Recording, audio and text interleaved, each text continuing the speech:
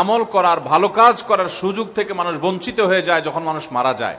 সব আমল করার দুয়ার বন্ধ হয়ে যায়।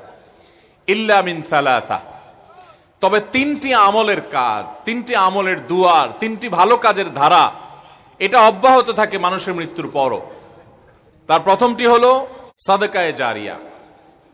সাদকায়ে জারিয়া কাকে বলা হয়? সাদকায়ে জারিয়া বলা হয় ওই দানকে যেই দানের উপকারিতা চলমান থাকে দীর্ঘমেয়াদ পর্যন্ত।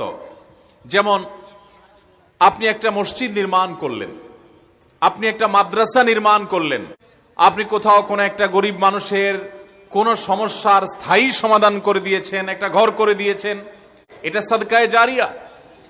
তো এরকম কোন সাদকা যদি কেউ করে যায়, তাহলে এই সাদকা, এই দানের বেনিফিট, এর উপকারিতা যতদিন পর্যন্ত চলতে থাকে।